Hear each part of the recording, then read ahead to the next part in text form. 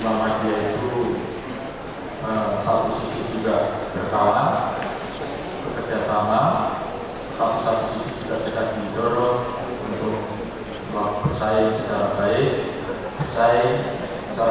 untuk tujuan-tujuan yang baik juga.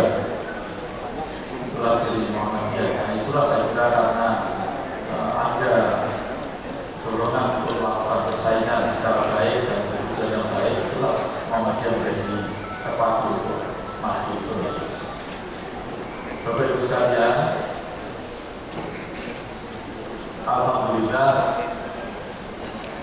kondisi ekonomi pertumbuhan Indonesia ini sebetulnya relatif bagus. Kita saat ini nomor 3 di seluruh dunia pertumbuhannya, terutama di antara negara besar, penduduk besar, kita nomor 3. Nomor 1 sekarang ini di India, yang kita pertumbuhannya di atas 7. Kemudian Cina yang pertumbuhannya di atas 6. Kemudian yang ketiga adalah Indonesia yang pertumbuhannya di atas 5. Di tengah-tengah ekonomi dunia yang sedang lesu, sedang mengalami stagflasi, maka kondisi ini wajib kita syukuri. Kita bersyukur, kita ditakdirkan oleh Allah SWT dengan kondisi ekonomi global yang tidak menguntungkan ini, tidak membiarkan ini, kita masih pertumbuhan yang masih baik, yaitu 5,1%, dan itu berarti nomor 3 di antara negara besar dunia. Kita tahu kita ini sekarang adalah bangsa yang jumlah penduduknya nomor 4 terbesar di dunia. Pertama yaitu China, yang kedua India, dan yang ketiga adalah Amerika, dan yang keempat adalah Indonesia. Dan kita adalah negara yang penduduk Islam yang terbesar di dunia. Baru diikuti India juga penduduk Islam yang minoritas, tapi sekarang jumlah penduduknya sekarang 120 juta. Bahkan kalau kita ngobrol dengan pekerja-pekerja muslim dari India di Mekah sana, waktu itu naik haji, dia meyakini bahwa jumlah penduduk Islam di India sebetulnya bisa di atas 300 juta. Kenapa demikian? Karena memang ada keinginan pemerintah negara India untuk menjaga identitas kehinduannya, maka secara statistik kemudian jumlah umat Islam kecil, tapi sebetulnya bisa di atas, walaupun akan ada optimistik katanya sebetulnya di atas 500 juta. Tapi saya kira memang kalau diambil kenangnya itu kira-kira 300 juta dari 100 itu dari 500 juta itu sekitar 300 juta. Begitu juga di Cina. Cina itu hanya mengklaim bahwa jumlah penduduknya 25 juta saja yang muslim. Tapi banyak yang meyakini bahwa di Cina sebetulnya jumlah penduduk muslim di atas 200 juta. Kenapa? Sama, Cina karena ingin tetap mempertahankan identitasnya sebagai negara ateis, negara komunis, maka agama-agama yang ada di sana, termasuk Islam, itu dikecilkan jumlah penduduknya, yang beragama Islam, beragama Kristen maupun yang lain. Juga sekalian, karena itu kalau kita memproyeksi ke depan untuk kebangkitan Islam di dunia ini, maka yang kita semuanya orang berharap bahwa sebetulnya dari Indonesia inilah sebetulnya Islam akan bangkit. Suatu saat Pak Jokowi Presiden berkunjung ke dalam KTT,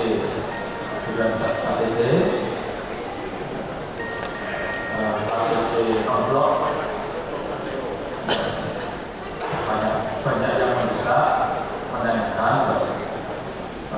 banyak pejabat-pejabat pemerintah dari Timur Tengah yang mempertanyakan tentang Indonesia, yaitu kenapa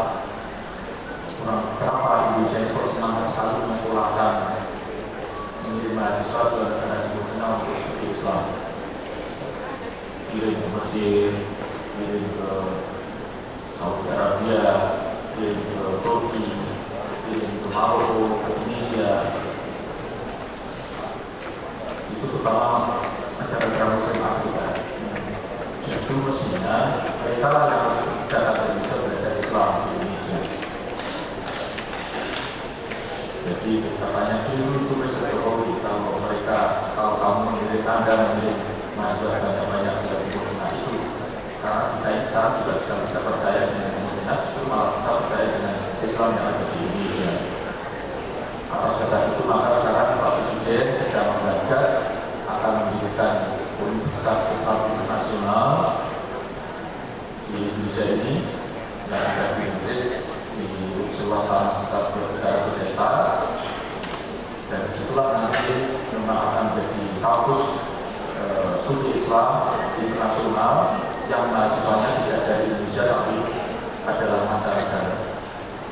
Dan ini saya kira suatu langkah besar kalau kita memang betul ingin menguatkan, ingin menjadikan Indonesia sebagai poros umat Islam dunia, maka kita sudah punya modal jumlah penduduk yang besar, terbesar di dunia, dengan performa Islam tenang, Islam moderat yang bisa dipromosikan, yang bisa diterima oleh pihak lain, termasuk yang non-Muslim. Dan yang ketiga, umat Islam ini di Indonesia ini adalah salah satu negara yang belum terluka oleh perang, belum terluka oleh konflik dibanding dengan negara-negara yang lain. Saya kira kalau modal itu cukup kuat untuk kita akan mempromosikan Islam di Indonesia ini sebagai poros umat Islam ini. Dan itu saya kira wajar kalau yang begitu lahir di Yerusalem tidak bisa di Eropa, maka seharusnya sangat wajar kalau Islam lain di Timur Tengah tidak bisa di Asia Tenggara kemudian.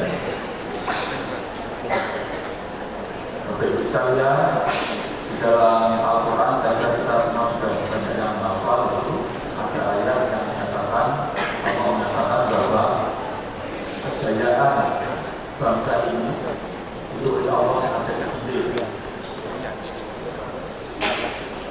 satu sama lain, digantikan, dipilihkan dari bangsa satu ke bangsa yang lain.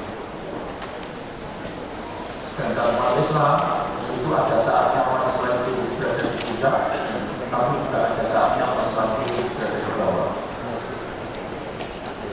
Kenapa umat Islam juga ada di saat di bawah? Menurut Allah, agar kita berjihad, agar kita ada upaya keras untuk meraih kejayaan kembali. Itu ayatnya kalau tidak salah, Alhamdulillahirrahmanirrahim. Yang satu tahun, Bapak Nasal Omar Tahun Misru, Wajil Al-Ayat Menjadi Lainnya. Apabila kamu sekarang ini terbuka, kalah, maka kamu harus tahu bahwa orang yang sekarang menang itu juga pernah kalah. Wajil Al-Ayat Menjadi Lainnya. Dan dalam sisi Allah, masa kejayaan itu digilir di antara umat manusia. Jadi kalau sekarang peradaban Islam ini dianggap terburuk, maka kita harus sadar betul bahwa sekarang mereka yang berjaya itu juga pernah terburuk. Dan Allah sengaja digilir masa kejayaan itu. Sedangkan untuk orang yang beriman, bagi kalayang oleh dinas, gaya kalian akan mau lagi amanu, bayar takdirani tujuannya. Sedangkan pada Allah, fenomena seperti itu untuk orang yang beriman itu akan mereka menjadi orang-orang yang berjihad, orang yang bekerja keras, orang yang betul-betul tidak lelah untuk mencari merebut kejayaan yang benar. Dan ayat itu kemudian berlanjut dengan ayat yang sangat disukai oleh Kiai Galas Al-Maruf pendiri Muhammadiyah, yaitu betul ayat kita berdua benas wajib Allah ladina yang tahdak juga bahwa wajib ini wajib masyaallah ladina amanu wa yang takut fakir. Apa sih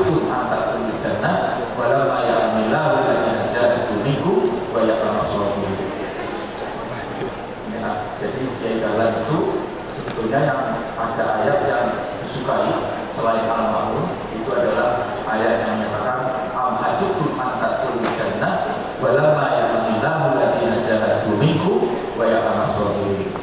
Artinya, apakah kamu mengira pasti masuk surga? Itu kira-kira. Karena sudah sholat rajin, 5 waktu, untuk sholat sunatnya juga terus menerus, juga banyak, sudah jadi ketua BBM, sudah jadi ketua Aisyah. Apa dengan itu kamu yakin pasti masuk surga? Sudah jadi rekor, umat, sudah jadi tokoh-tokoh Muhammadiyah, dengan begitu yakin masuk surga? Menurut Allah belum. Walamma ya'lamillahu alladziina jahadu minkum, karena Allah belum menetapkan siapa di antara kamu yang betul berjihad. Wa ya'lamus shabirin, dan sabar. Jadi syarat orang untuk bisa masuk surga untuk Muhammadiyah itu berat, tidak sama dengan masuk surganya orang-orang awam. Jadi surga itu ada kelas-kelasnya. Kalau orang Muhammadiyah itu kelasnya kelas bisnis, karena syaratnya juga berat, yaitu al-hasibtum an tadkhulul jannah walamma ya'lamillahu alladziina jahadu minkum wa ya'lamus shabirin. Kita untuk bisa masuk surga untuk orang Muhammadiyah itu harus berjihad dan sabar. Jihad saja tidak sabar, kita tidak bisa masuk surga. Sabar saja tidak jihad, apalagi dua-duanya ini harus saling mengerjakan. Itu kaidah. Jadi orang Muhammadiyah itu adalah orang-orang penghuni surga, tetapi surganya kelas bisnis, yaitu dengan jihad dan sabar. Nah, tentu saja beda. Dan memang ada hadis yang mengatakan misalnya barang siapa yang pada menutup ajarnya dengan membaca kalimat la ilaha illallah, maka dia akan masuk surga. Pertama kalimatin la ilaha illallah pada pada jannah. Itu untuk orang awam. Masuk surganya orang awam kepada la ilaha illallah. Tapi kita tidak. Karena itu saya minta, kalau orang Muhammadiyah itu Muhammadiyah jangan pada kasus itu. Kalau itu untuk mereka yang awam, silakan. Mereka yang bersolat, kemudian betul-betul baru tidak sholat, tapi nanti waktu masih menjalan dari orang masuk surga. Kalau sholat tidak pernah, jangan. Tidak mungkin lah menjalan dari Allah. Jadi untuk Muhammadiyah tidak. Ibu sekalian, dan sebetulnya apa yang terjadi di Muhammadiyah inilah sebetulnya yang dia jawab dengan sabar. Jadi inilah ciri jihad dengan kesabaran itu ya, apa yang dilakukan Muhammadiyah. Kita tidak berjihad dengan mengeksploitasi kemarahan, kita tidak berjihad dengan menunjukkan kekuatan fisik, menggerakkan massa besar-besaran, tapi jihad kita bahkan jihad dengan diam, jihad dengan silent, jihad dengan diam-diam. Tetapi produk atau karya dari jihad itu langsung bisa dirasakan, bisa dirasakan oleh bukan hanya orang Muhammadiyah, bukan hanya orang Islam, tapi orang-orang di luar Muhammadiyah, di luar Islam berikut. Itulah cara jihad Muhammadiyah dengan sabar, tidak bermusuh, tidak dengan amarah, tidak suka cari tepuk tangan, tapi Muhammadiyah dengan cara yang sabar. Membangun ummah ini kalau tidak sabar tidak akan jadi ummah. Membangun sekolah kalau tidak sabar tidak akan jadi sekolah. Kata kunci sabar inilah yang sebetulnya menjadi kunci kalau kita berjihad. Kita tidak berpikir dengan amarah, apalagi berpikir dengan yakin, dengan menggunakan kekerasan, apalagi kekerasan itu tidak merupakan diri sendiri, yang berjihad masuk surga. Saya kira tidak ada ajaran Islam yang membolehkan kita berbunuh diri dengan atas nama apapun, termasuk jihad. Karena bunuh diri itu adalah dosa besar dalam ajaran Islam. Saya tidak tahu, mungkin bisa membantu dari yang berkaitan apa ada dalam ajaran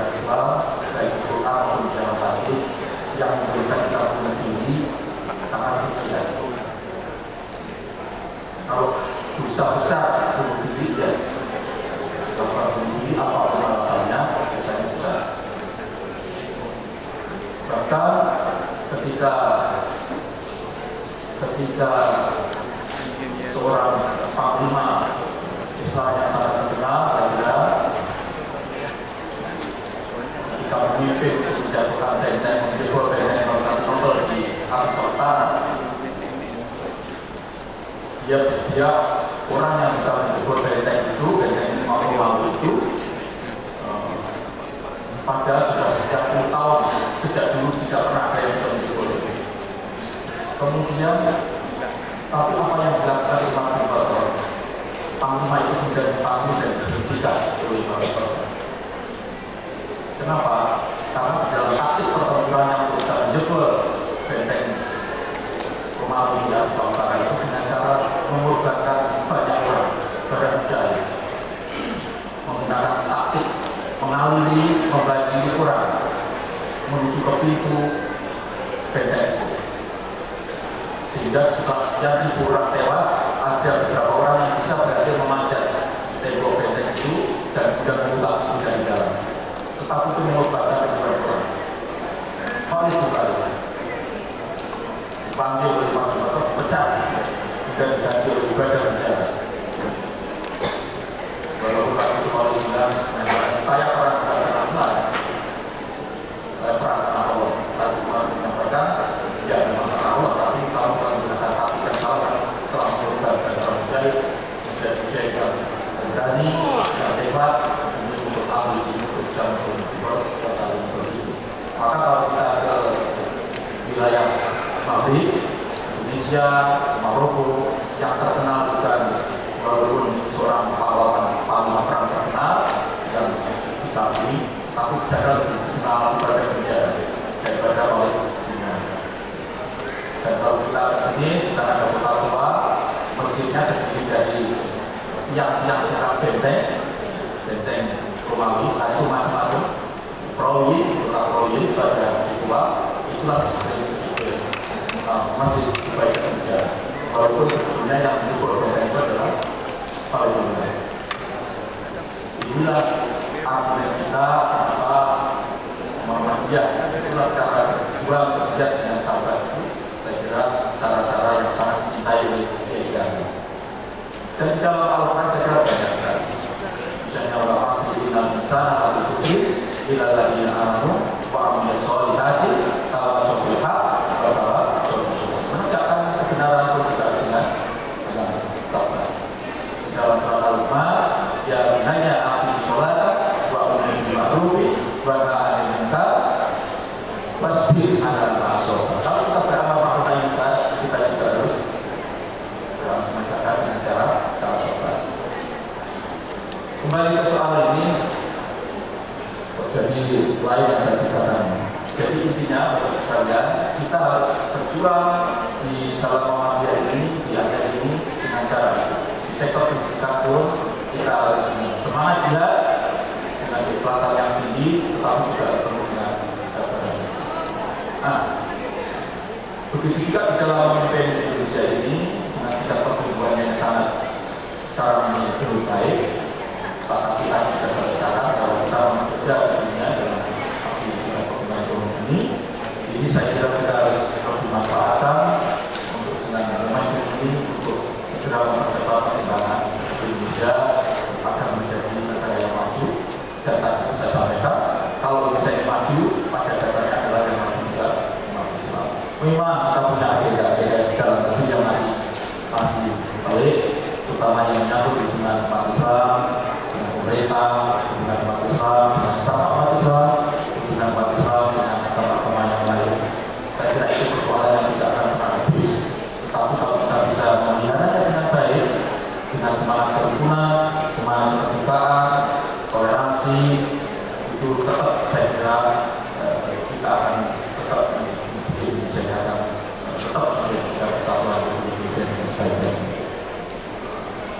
Terus sekalian, khusus untuk sekolah-sekolah Muhammadiyah, saya kira kita sudah harus pakai kembali untuk menjadi pelopor di sektor pendidikan. Kita tahu ketika negara ini merdeka, Muhammadiyah sudah membuat sekolah, tadi sudah disinggung oleh ketua wilayah. Tetapi kemudian setelah Indonesia merdeka, apa yang dilakukan oleh Muhammadiyah di sektor pendidikan itu sudah diadopsi oleh pemerintah untuk tidak hidup di sebelah atau diadopsi oleh pemerintah.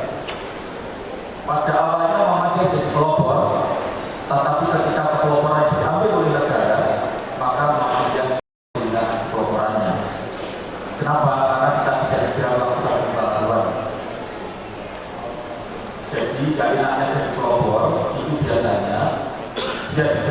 tapi nanti kalau sudah banyak yang mengikuti dan yang mengikuti itu bisa melakukan yang lebih baik, yang kelompok tadi akan bergerak. Dan itulah yang terjadi di Muhammadiyah juga itu. Jadi kalau kemudian pemerintah menyelenggarakan pendidikan sistem klasikal sekolah, itu sebetulnya yang mengawali sistem itu adalah Muhammadiyah. Sudah diambil oleh pemerintah, dan waktu itulah Muhammadiyah bilang kekorporasi. Bila kekorporasi semakin sempurna, ketika pemerintah mulai menggariskan untuk orang-orang yang tidak mampu. Karena setelah Muhammadiyah itu memang membantu anak-anak yang tidak mampu untuk bersekolah, untuk menyaingi anak-anak yang mampu yang bisa bersekolah di sekolah kolonial. Tapi begitu yang tidak mampu diambil oleh negara, sekolah gratis, maka kita bilang momentum juga yang dari sekolah lagi sekolah negeri, maka Muhammadiyah tidak ada muridnya. Karena itu kita tahu berapa sekolah dasar yang termati karena lembaga untuk melakukan penyebaran itu. Karena itu saya selalu katakan sekarang sudah tidak zamannya Muhammadiyah menjadi sekolah gratis. Tapi untuk menyediakan untuk orang miskin dia, tetapi gratis gratis. Caranya gimana? Yang tidak bayar yang miskin saja, tapi yang kaya yang bayar dan yang ini yang miskin. Itulah cara yang kita supaya menjadi sekolah favorit, sekolah tujuan dari para orang tua. Ya sekolah itu harus bikin yang berkualitas, yang memiliki keunggulan. Kalau tidak, kalau kita tetap main di bawah, melayani yang gratis kalah dengan pemerintah. Kita jadi bagi pemerintah, mau nyanyi pemerintah.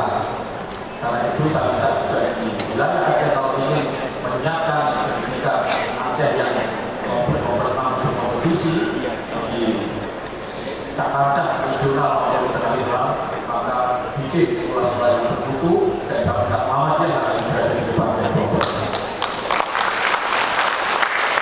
Karena itu harus berani melakukan perubahan, harus berani melakukan perubahan.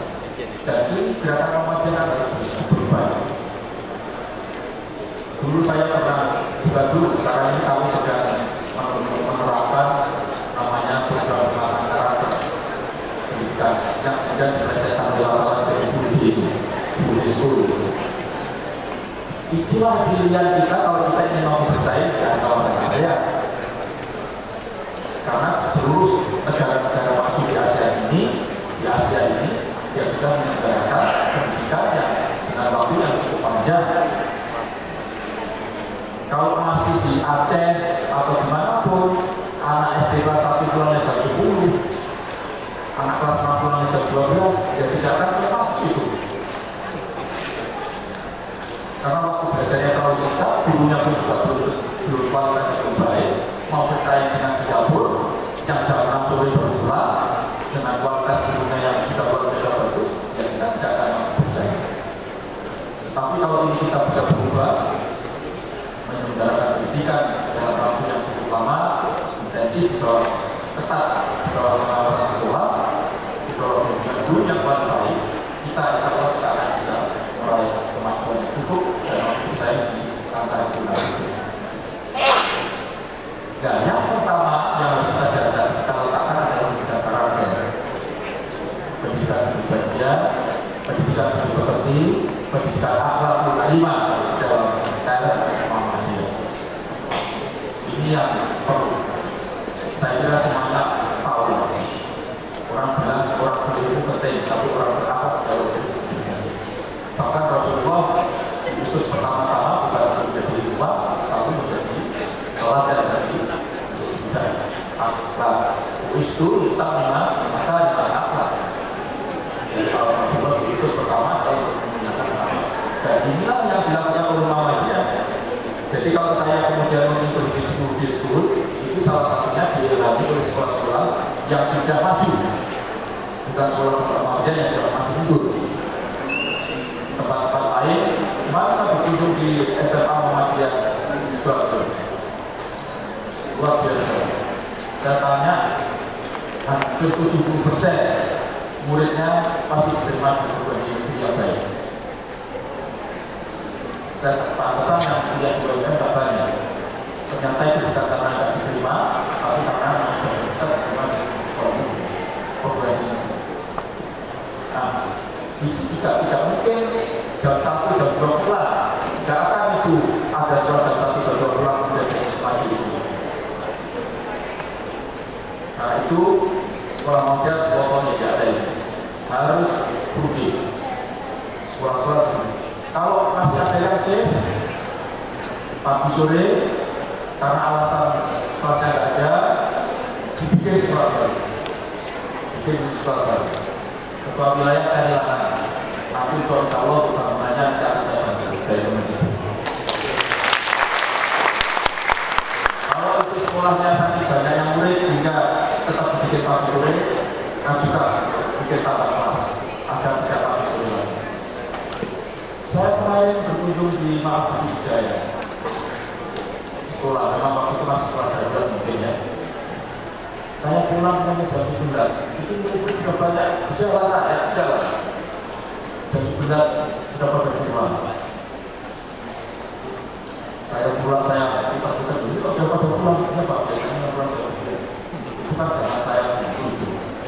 Saya kelas 1 juga jam 11 sudah pulang, karena yang kelas 2 sudah nanti. Dan itu yang membuat saya tidak pinter. Sekarang sudah tidak bisa lagi.